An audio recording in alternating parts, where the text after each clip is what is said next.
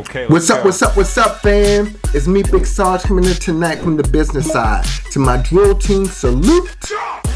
And if you're coming across this page tonight for the first time, fam, hit that subscribe. Okay, let's go. What's up?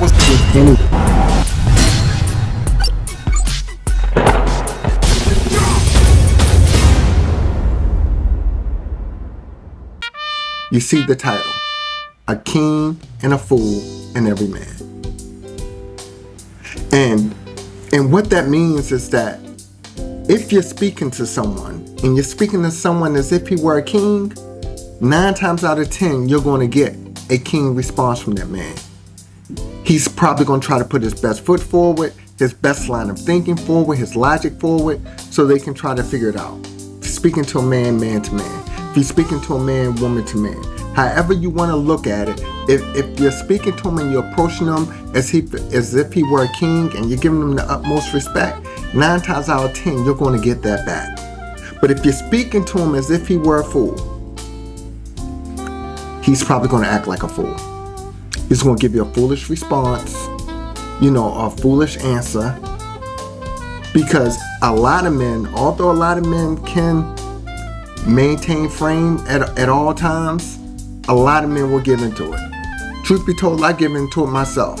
In fact, I used to have this common expression. And this common expression was, if you treat me like the N-word, I will treat you like the B-word.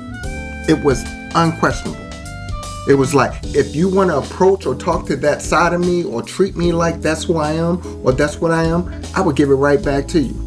I will quickly remind you that I'm from Baltimore City. Because a lot of times, I will let my personality hide behind my degrees. I will let my attitude hide behind my profession. But deep down inside, sometimes, I want to let that little city guy out. I want to do it. But I can tell you when I never did it, when I never even thought about it. And that was when someone approached me with respect. Whenever someone approached me with respect, with dignity, got it back immediately, every time, all the time. And it's like that for most men. Even when by the time I'm talking to a man and he's acting like he's in his thuggish mode, when I approach him with dignity and respect, he immediately comes out of it. And I notice that even if I'm talking to a woman, if I'm talking to a woman who's in like her hood rat mode and I'm talking to her like a queen, I remind her that I see her as a queen, I respect her as a queen, it normally calms her down.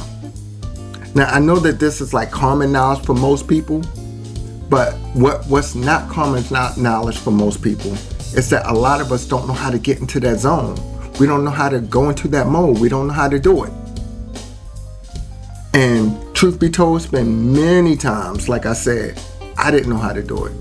And at the end of the conversation, I would always reflect back and I'd be like, damn, Sean, you probably should have did this, probably should have handled it this way, that way, blah, blah, blah. But at the end of the day, I know that it was something that if I didn't practice it, if I didn't have that knowledge coming into that conversation, or if I act like I didn't know it, it would always turn out for the worse.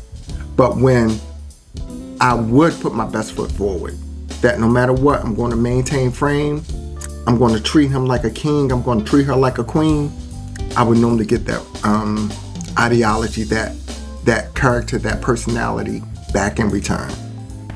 I'm curious and I want to know, do you agree with me, disagree with me? Whatever it is, just let me know. But as always, this is information that by the time we compile it all together, it's only meant to make us better people. So sometimes reinforced training, that's what we used to call it in the military. Sometimes you just hear it. If you hear it enough times, it starts to sink in. It starts to make sense. Okay, let's But that's go. just my 2 cents on it, fam. This is Big Sarge, and I'm out.